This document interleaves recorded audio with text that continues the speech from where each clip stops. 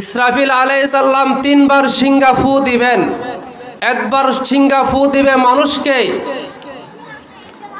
মানুষকে বৃত সন্তুষ্ট করার জন্য, দ্বিতীয়বার সিংহা ফু দিবে মানুষদেরকে বেহুশ করার জন্য, তৃতীয়বার সিংহা ফু দিবে আল্লাহর দরবারে উপস্থিত করার জন্য। ইসরাফিল আলাইহিস সালাম যেই সিংহাটা ফু দিবে, এই সিংহাটা কত বড়? নবী করিম সাল্লাল্লাহু আলাইহি ওয়াসাল্লামকে জিজ্ঞাসা করলেন, ইয়া রাসূলুল্লাহ, সূর কি?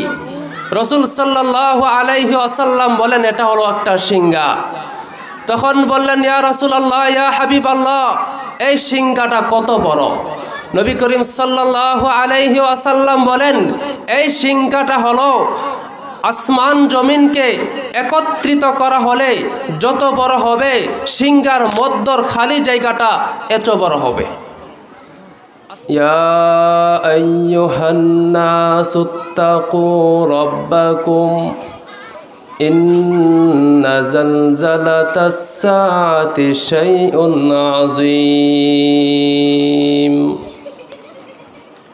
قال النبي صلى الله عليه وسلم إذا مات الإنسان قامت قيامته أو كما قال عليه الصلاة والسلام. اللهم صل على محمد وعلى آل محمد كما صليت على إبراهيم وعلى آل إبراهيم إنك حميد مجيد. اللهم بارك على محمد وعلى آل محمد كما باركت على إبراهيم وعلى آل إبراهيم إنك حميد مجيد. رب اشرح لي صدري ويسر لي أمري واحلل عقدة من لساني يفقه قولي.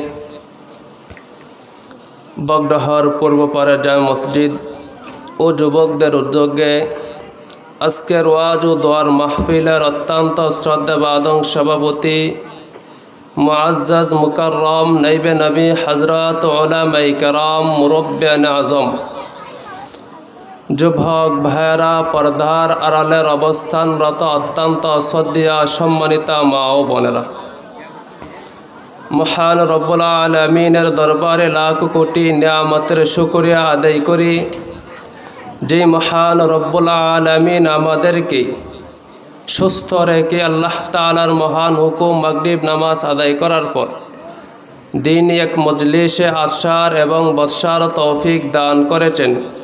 সেই জন্য আমরা সকলের অন্তরের অন্তঃস্থল থেকে শুকরিয়া আদান করি, আলহামদুলিল্লাহ। আলহামদুলিল্লাহ।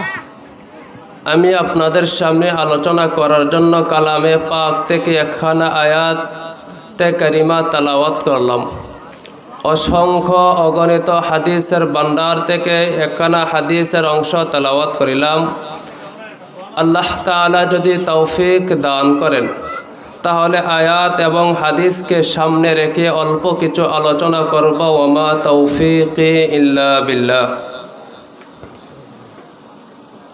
আমি যে আয়াত তেলাওয়াত করলাম, সর্বপ্রথম আয়াতের অর্থটা বলে নেই। আল্লাহ তাআলা বলেন, ইয়া আইয়ুহান নাসুত্তাকু রাব্বাকুম ইন্না জালজালাতাস সাআতি শাইউন আযীম।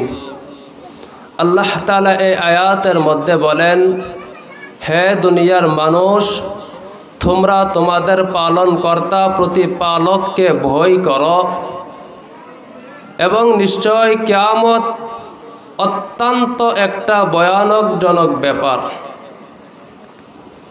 যে হাদিস তেলাওয়াত করলাম, আল্লাহর নবী সাল্লাল্লাহু আলাইহি ওয়াসাল্লাম বলেন, মানুষ যখন মারা যায় তখন থেকে তার ব্যক্তিগত কিয়ামত শুরু হয়ে যায়। তাই আমি যে আয়াত এবং যে হাদিস তেলাওয়াত করলাম, সে আয়াত এবং হাদিসের মধ্যে আল্লাহর নবী এবং আল্লাহ তাআলা কিয়ামত সম্পর্কে কিছু আলোচনা করেছেন। এখন আমরা বর্তমানে দুনিয়ার জগতে আছি। এর পূর্বে আমরা আরও 2টি জগৎ অতিক্রম করে এসেছি। প্রথম নম্বর আমরা রূহের জগতে ছিলাম। তারপর আল্লাহ তাআলার হুকুমে আমরা মায়ের পেটের জগতে গেলাম। ওইখান থেকে আল্লাহ তাআলার হুকুমে আমরা আবার দুনিয়ার জগতে আসলাম। তারপর 4 নম্বর যে জগৎ আমাদের সামনে আছে কবরের জগৎ। 5 নম্বর জগৎ হলো আখিরাতের জগৎ। আমরা রূহের জগতে কতদিন ছিলাম আমরা কেউ জানি না, এবং রূহের জগতে আমরা কি করেছি তাও আমরা জানি না। মায়ের পেটের জগতে আমরা কতদিন ছিলাম? কম বেশ 10 মাস 10 দিন ছিলাম। মায়ের পেটের জগতে কি করেছি এটার হিসাব আল্লাহ তাআলার কাছে দিতে হবে না, কারণ রূহের জগৎ এবং মায়ের পেটের জগৎ 2টা জগৎও ছিল আল্লাহ তাআলার ইচ্ছায়। আল্লাহ তাআলার ইচ্ছায় অনুযায়ী আমরা রূহের জগতে ছিলাম। আল্লাহ তাআলার ইচ্ছা অনুযায়ী আমরা মায়ের পেটের জগতে গেলাম। তারপর আল্লাহ তাআলা আমাদেরকে দুনিয়ার জগতে পাঠিয়েছেন।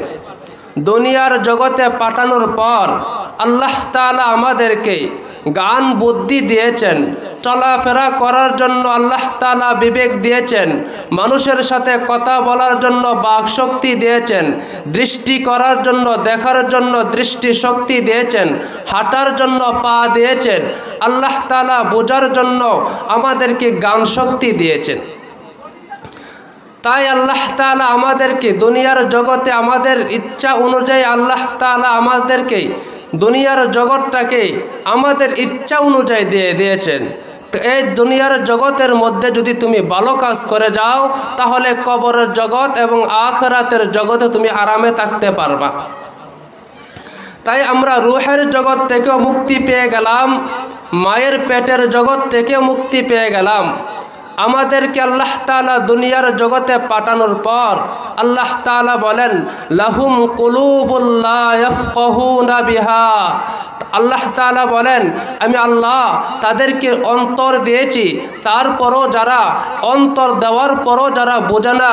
ওয়ালাহুম আযানুল লা ইয়াসমাউনা বিহা।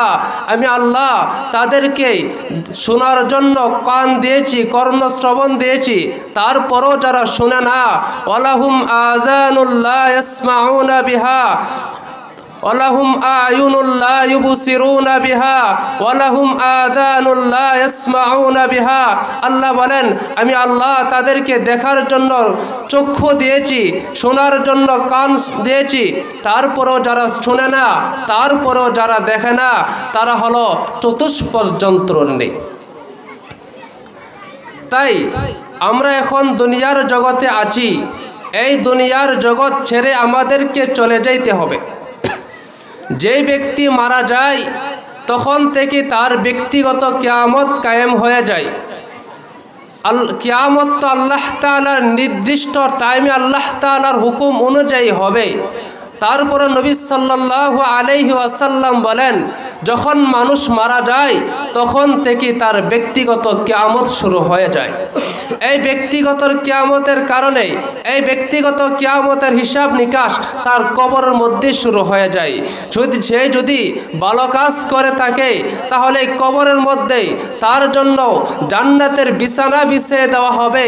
কবরের মধ্যে তার শরীরের মধ্যে জান্নাতের পোশাক পরিধান করে দেওয়া হবে। কবর থেকে নিয়ে জান্নাত পর্যন্ত তার জন্য আবহাওয়ার ব্যবস্থা করে দেবে। আর যদি ওই ব্যক্তি দুনিয়ার মধ্যে গাফলতি করে থাকে, তার মন চাহি জীবন চালিয়ে থাকে, আল্লাহর নবী সাল্লাল্লাহু আলাইহি ওয়াসাল্লাম বলেন, কবরের মধ্যে তার জন্য জাহান্নামের বিছানা বিছিয়ে দেওয়া হবে, তার শরীরের মধ্যে জাহান্নামের পোশাক পরিধান করে দেওয়া হবে, কবরের মধ্যে তার জন্য জাহান্নামের আবহাওয়ার ব্যবস্থা করে দেওয়া হবে। তাই ব্যক্তিগত কিয়ামত যখন মানুষ মারা যায় তখন থেকেই শুরু হয়ে যায়। তারপরে আর ব্যক্তিগত কিয়ামতের হিসাব নিকাশ, পুরস্কার বা তিরস্কার কবর থেকেই শুরু হয়ে যায়। আর কিয়ামতটা কখন হবে একমাত্র আল্লাহ তাআলাই ভালো জানেন। যেই ব্যক্তি সর্বশেষ ইন্তেকাল করবে, যার পর আর কোনো মানুষ থাকবে না, ওই ব্যক্তিকে কবরের মধ্যে 40,000 বছর থাকতে হবে। ওই ব্যক্তিকেও, যে ব্যক্তি সর্বশেষে ইন্তেকাল করবে, ওই ব্যক্তিকেও কবরের মধ্যে 40,000 বছর থাকতে হবে। কিয়ামত কখন শুরু হবে? মুহররমের 10 তারিখ সকাল বেলায় কিছু মানুষ বাজারে যাবে, কিছু মানুষ ব্যবসা বাণিজ্যের মধ্যে লিপ্ত থাকবে, কিছু মানুষ শুয়ে শুয়ে আরাম করবে। এমন সময় একটি মৃদু আওয়াজ সকলের কানে পৌঁছতে থাকবে। সকলের কানের মধ্যে এই আওয়াজটা পৌঁছবে, পূর্ব থেকে পশ্চিম পর্যন্ত যার কানে এই আওয়াজটা পৌঁছে সকলে এই আওয়াজটা খোঁজার জন্য তারা বের হয়ে যাবে। এই আওয়াজটা কোথায় থেকে আসতেছে, ওই আওয়াজটা খোঁজার জন্য তারা সকলে ছোটাছুটি করবে। এক পর্যায়ে এই আওয়াজটা আর মৃদু থাকবে না, আওয়াজটা বিকট আওয়াজ ধারণ করবে।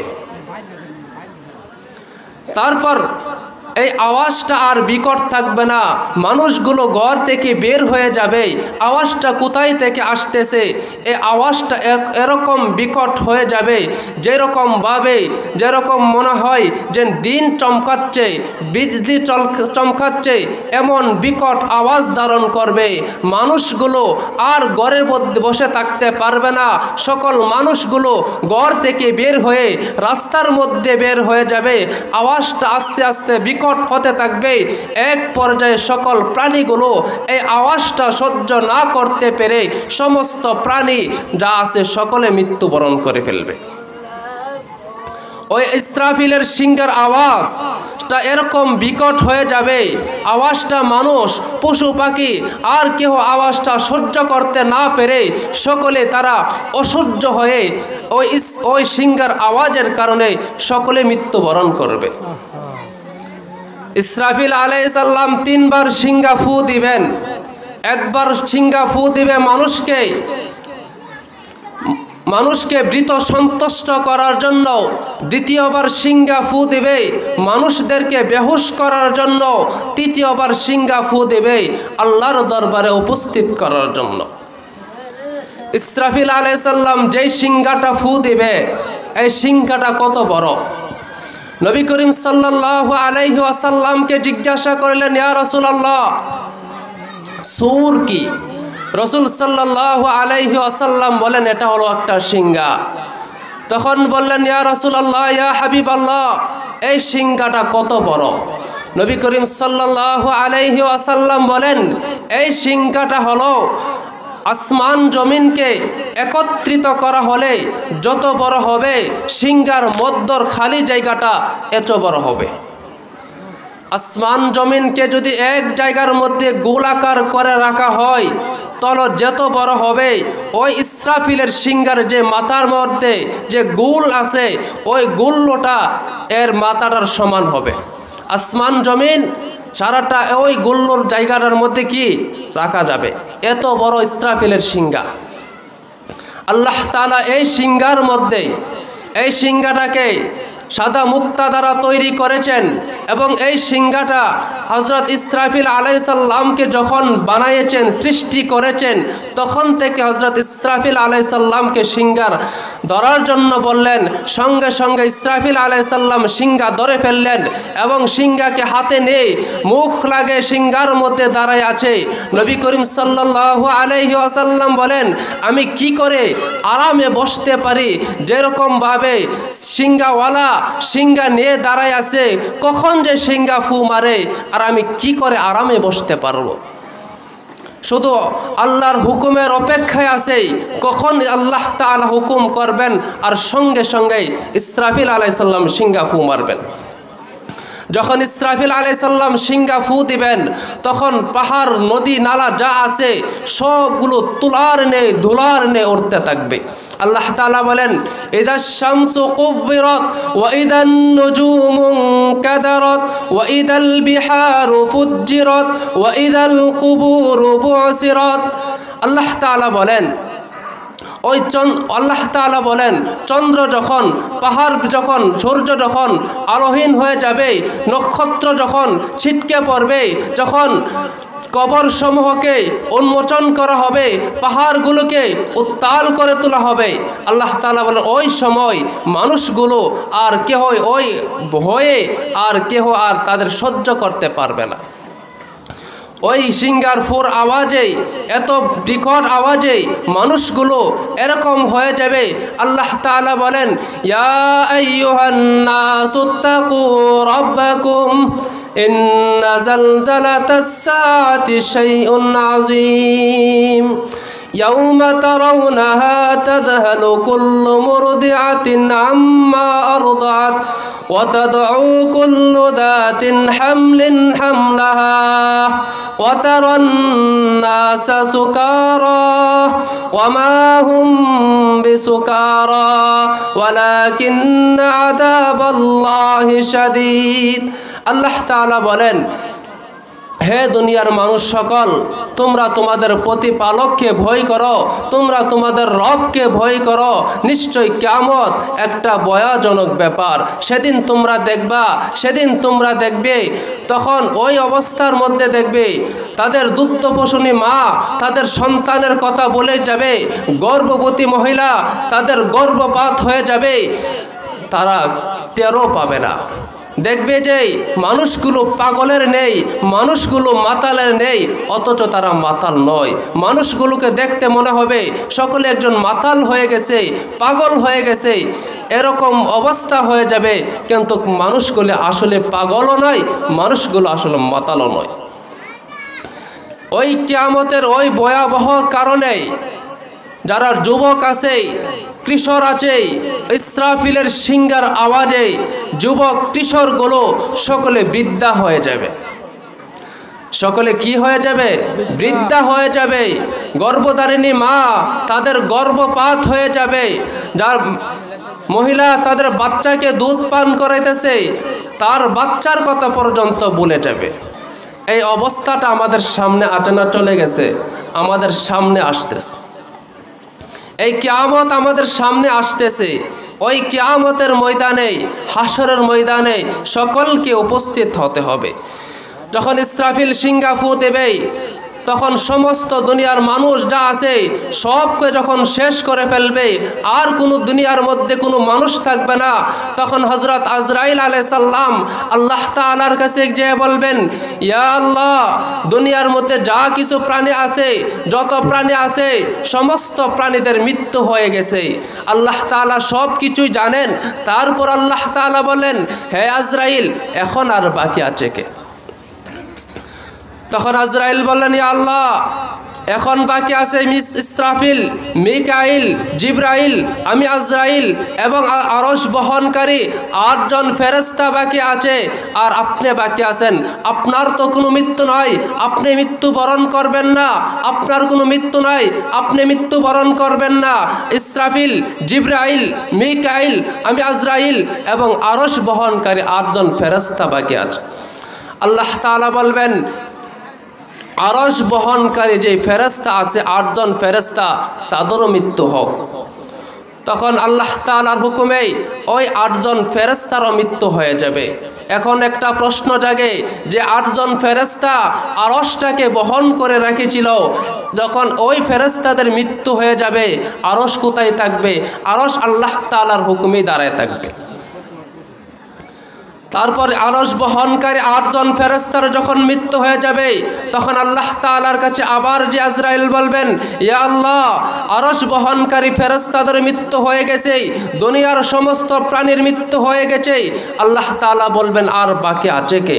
তখন বলবে আল্লাহ, এখন আর বাকি আছে ইসরাফিল, মিকাইল, জিবরাইল, আমি আজরাইল, আর আপনার আল্লাহ আছেন, আপনার তো কোনো মৃত্যু হবে না।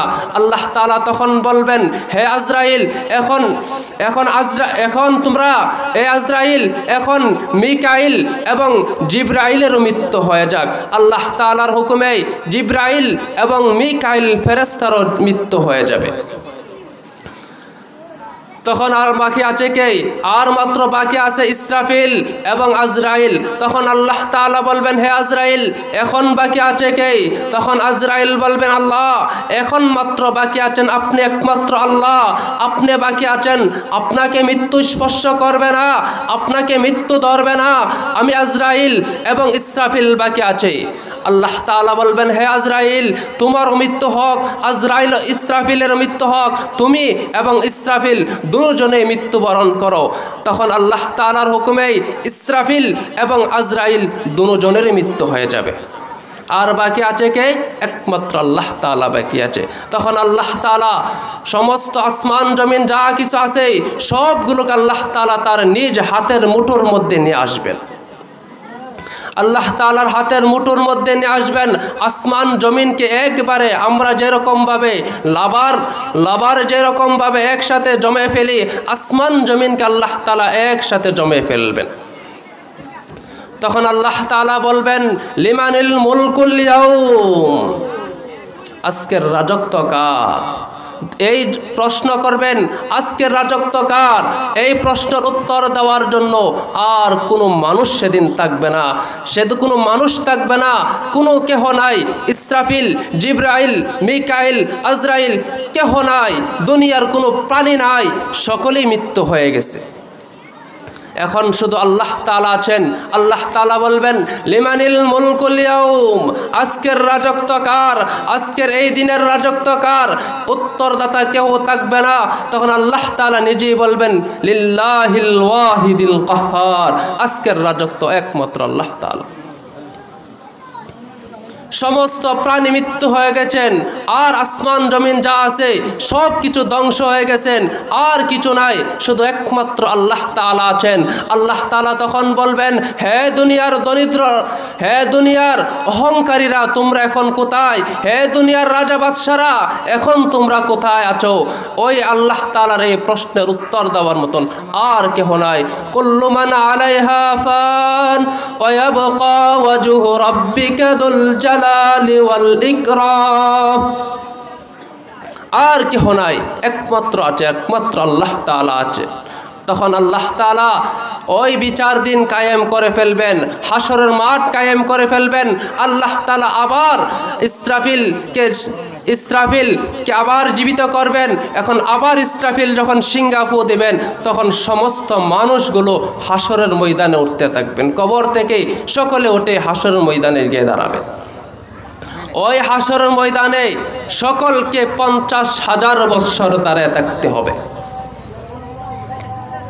সকলকে হাসরের ময়দানে 50,000 বৎসর দাঁড়ায় থাকতে হবে। অলঙ্গ অবস্থায় হাসরের ময়দানে সকলকে 50,000 বৎসর দাঁড়ায় থাকতে হবে। এখন আমাদের থেকে নিয়ে আমাদের মাথার উপর থেকে সূর্যটা আছে 9,30,00,000 মাইল উপরে। ওই হাসরের দিন আমার আপনার মাত্র মাথা থেকে 9 ইঞ্চি উপরে থাকবে ওই সূর্যটা। আল্লাহ তাআলা যখন হাসর মাঠ কায়েম করে ফেলবেন, আর কিছু নাই, এখন আল্লাহ তাআলার বিচার কার্যক্রম শুরু হয়ে যাবে। সকলকে 50,000 বৎসর দাঁড়িয়ে থাকতে হবে। সকল মানুষগুলো সেদিন নাফসি নাফসি করতে থাকবে, নবীগণ নাফসি নাফসি করতে থাকবে, সমস্ত পয়গম্বরগণ সেদিন নাফসি নাফসি করতে থাকবে। কেহ আর ওই দিন রেহাই পাবে না। সকলকে যখন ওই সূর্যটা যখন মাথার মাত্র 9 ইঞ্চি উপরে দাঁড়ায় থাকবে, তখন মানুষগুলো, পাপিষ্ঠগুলো এরকমভাবে সূর্যের তাপে ঘামে এমনভাবে ঘামতে শুরু করবে। কাহারো ঘাম টাকনু পর্যন্ত থাকবে, আবার কাহারো ঘাম হাঁটুর পর্যন্ত উঠবে, কাহারো ঘাম কোমর পর্যন্ত থাকবে, কাহারো ঘাম গলা পর্যন্ত থাকবে, আবার কেহ ঘামের মধ্যে হাবুডুব খাইতে থাকবে। ওই সময় প্রত্যেকটা মানুষকেই 5টা প্রশ্নের উত্তর দিতে হবে। কয়টা প্রশ্নের উত্তর দিতে হবে? 5টা প্রশ্নের উত্তর দেওয়া পর্যন্ত নবী করিম সাল্লাল্লাহু আলাইহি ওয়াসাল্লাম বলেন, যতক্ষণ পর্যন্ত বনি আদম 5টা প্রশ্নের উত্তর না দিবে ততক্ষণ পর্যন্ত কোনো বান্দা, কোনো বনি আদম হাসর ময়দানে তার পা পর্যন্ত নাড়াতে পারবে না। 1 নম্বর প্রশ্ন করবে, বান্দা তোমাকে আমি আল্লাহ তাআলা একটি হায়াত দিয়েছিলাম, তোমাকে আমি আল্লাহ 40 বছর, 60 বছর, 80 বছর একটি জীবন দিয়েছিলাম, হায়াত দিয়েছিলাম, তোমার 60 বছর হায়াতটাকে তুমি কোন কাজে ক্ষয় করেছো? পুরা গোটা জীবনের হিসাব আল্লাহ তাআলার কাছে দিতে হবে। তারপর আল্লাহ তাআলা দ্বিতীয় প্রশ্ন করবে, বান্দা তোমাকে আমি আল্লাহ তাআলা একটি যৌবন কাল দিয়েছিলাম, তোমার 60 বছরের ভিতরে একটা যৌবন কাল ছিল, তুমি যৌবন কালটা কোন পথে ব্যয় করেছো?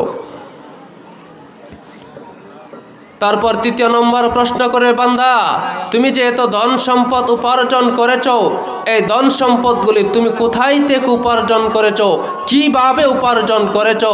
4 নম্বর প্রশ্ন করবে, তোমার এই ধন সম্পদগুলো তুমি কোন কাজে ব্যয় করেছো?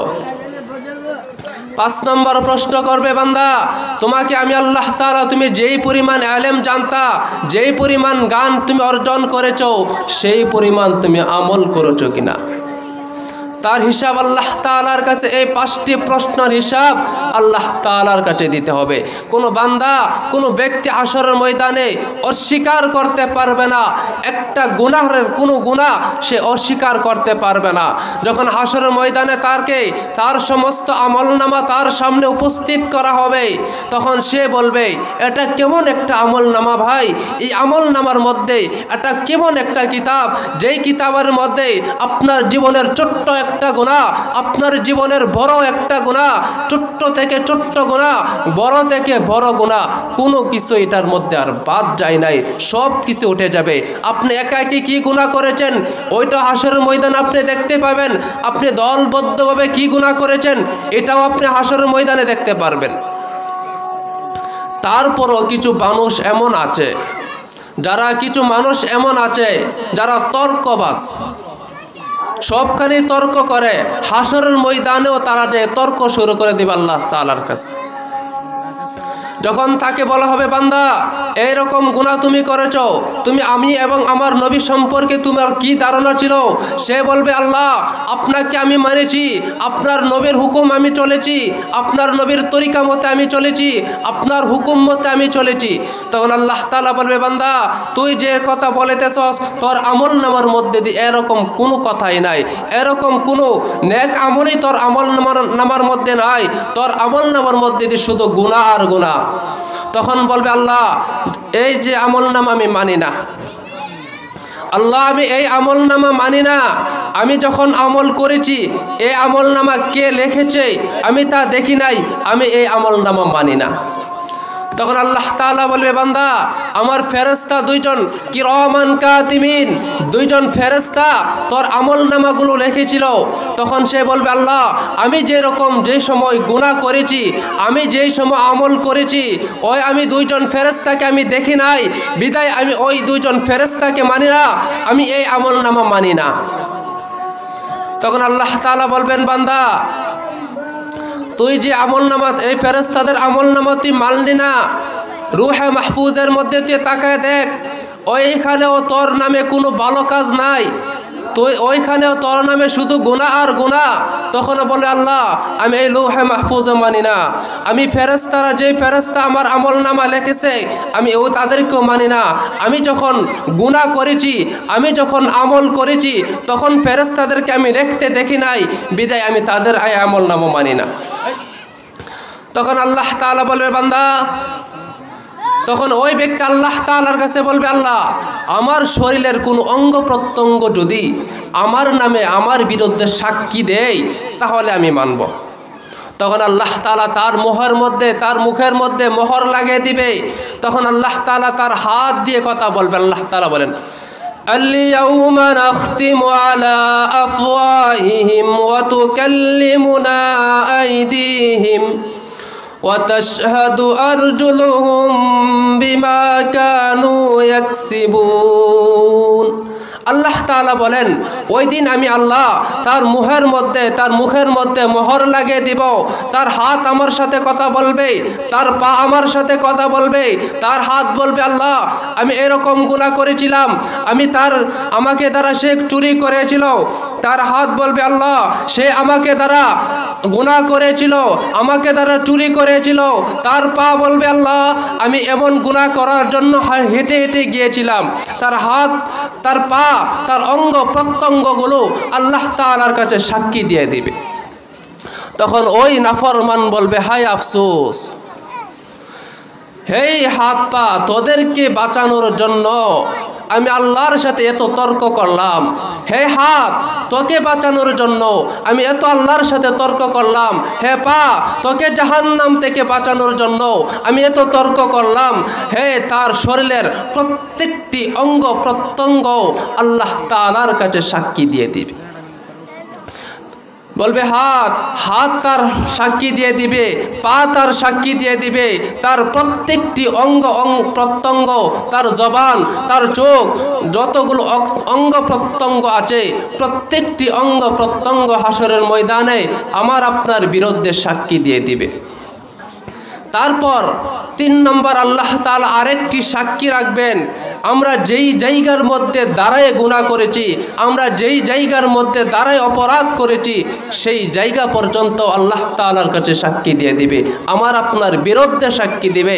আমার আপনার বিরুদ্ধে ওই জায়গাটা পর্যন্ত আল্লাহ তাআলার কাছে সাক্ষী দিয়ে দিবেন। আল্লাহ বলেন يومئذ تحدث أخبارها بأن ربك أوحى لها।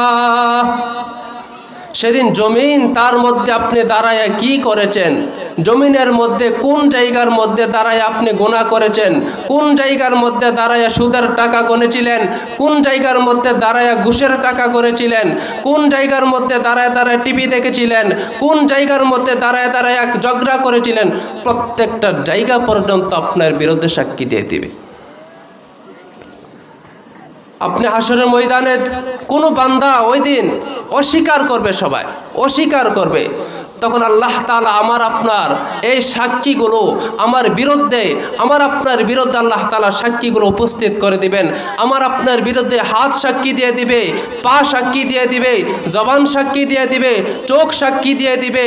যেই জায়গার মধ্যে দাঁড়ায় গুনাহ করেছি এই জায়গা পর্যন্ত সাক্ষী দিয়ে দিবে, বিরুদ্ধে সাক্ষী দিবে, বিরুদ্ধে সাক্ষী দিবে, এবং 2 ফেরেশতা পর্যন্ত আমার আপনার বিরুদ্ধে সাক্ষী দিয়ে দিবে। বাঁচবেন কোথায়, পালাবেন কোথায়? সেদিন মানুষগুলো পালানোর জায়গা খুঁজে পাবেন না। হাসরের ময়দানে কেহ পালানোর জায়গা খুঁজে পাবেন না, কেহ পালাতে পারবে না। সেদিন পালানোর জায়গা নাই। সেদিন প্রত্যেককে আল্লাহ তাআলা ওই পাপিষ্ঠদেরকে, নাফরমানদেরকে ধরে ধরে আল্লাহ তাআলা তাদেরকে বলবেন, এই ফেরেশতারা তাকে ধরো, তাকে শিকল লাগাও এবং তাকে বেরি পরে তাকে জাহান্নামে নিক্ষেপ করো। ওই হাসরের ময়দান আমার আপনার সামনে আছে। হাসরের ময়দানে আমার আপনার কৃতকর্মের প্রত্যেকটি কাজের হিসাব আল্লাহ তাআলার কাছে দিতে হবে। আপনি যদি ভালো কাজ করে থাকেন তাহলে ওইটার হিসাব আল্লাহ তাআলার কাছে যে ওই দিন পাবেন। আপনি যদি দুনিয়ার মধ্যে অন্যায় করে থাকেন ওই দিন হাসরের ময়দানে ওইটাও আল্লাহ হাসরের ময়দানে আপনি পাবেন। কোনো কিছু আপনি একা গুনাহ করেছেন, একা নেক করেছেন, যাররা পরিমাণ গুনাহ যদি নেই আপনি হাসরের ময়দানে উপস্থিত হন, তাহলে হাসরের ময়দানে গিয়ে আপনি যাররা পরিমাণ গুনাহ আপনি দেখতে পারবেন। যাররা পরিমাণ নেক নিয়েও যদি আপনি হাসরের ময়দানে উপস্থিত হন, ওই নেকটাও আপনি হাসরের ময়দানে আপনি দেখতে পারবেন। যাররা পরিমাণ কতটুক, কয় মন হলে এক জাররা হয়? আমাদের আপনাদের ঘরের মধ্যে দেখবেন বেড়ার ছিদ্র দিয়ে একটি রোদ, সকালবেলা বেড়ার ছিদ্র দিয়ে রোদ যায়। যাদের ঘরের বেড়ার ছিদ্র দিয়ে রোদ আসে ওই রোদটার মধ্যে আপনি একটু লক্ষ্য করে দেখবেন ওই রোদের মধ্যে কিছু ধুলাবালু উঠতেছে। ঘরের ছিদ্র দিয়ে যখন রোদ আসে, সকালবেলা দেখবেন ঘরের ছিদ্র দিয়ে রোদ আসে, ওই রোদের মধ্যে দেখবেন কিছু ধুলাবালু উঠতেছে, ওইটা হলো জাররা পরিমাণ। আপনি যদি এই পরিমাণ গুনাহ যদি করেন হাসরের ময়দানে তা দেখতে পারবেন। এই পরিমাণ নেকও যদি আপনি করেন হাসরের ময়দানে তাও দেখতে পারবেন। আপনি যা কিছু করেন একটা আপনি একাকী করলেন, সকলকে নিয়ে দলবদ্ধভাবে করলেন, সব কিছুই ফেরেশতাগণ আমার আপনার বিরুদ্ধে। নেক কাজ করে থাকলে ফেরেশতারা নেক লিখতেছে, আপনি যদি বদ কাজ করে থাকেন ফেরেশতারা তাও লিখতেছে। আপনি একাই নামাজ পড়েছেন, এই ফেরেশতারা নামাজটাও রেখেছে। আপনি একাই কি গুনাহ করেছেন ওইটাও ফেরেশতারা লিখতেছে। হাসরের ময়দানে সকলকেই দাঁড়াতে হবে, সকলকে হাসরের ময়দানে 50,000 বৎসর দাঁড়ায় থাকতে হবে। এবং হাসরের ময়দানের পর ওই ফুলসিরাতের 30,000 বৎসর রাস্তা প্রত্যেককে অতিক্রম করে যেতে হবে। আমার আপনাকে সকলকেই হাসরের ময়দানে যেতে হবে, দুনিয়ার হিসাবটা আল্লাহ তাআলার কাছে দিতে হবে। যে আলোচনাটা প্রথম করেছিলাম যে আল্লাহ তাআলা দুনিয়াতে আমাদেরকে পাঠানোর পর জ্ঞান শক্তি দিয়েছেন, বিবেক বুদ্ধি দিয়েছেন, আকল দিয়েছেন, কথা বলার জন্য বাক শক্তি দিয়েছেন। আল্লাহ তাআলা এই কারণেই হাসরের ময়দানে আমাদেরকে উপস্থিত করবে, বান্দা তুই কি ভালো কাজ করে আসেছস না খারাপ কাজ করেছস তার প্রতিদান দেওয়ার জন্য। ভালো কাজ করে থাকলে ভালো প্রতিদান পাবেন, খারাপ কাজ করে থাকলে তার খারাপ বদলা পাবেন।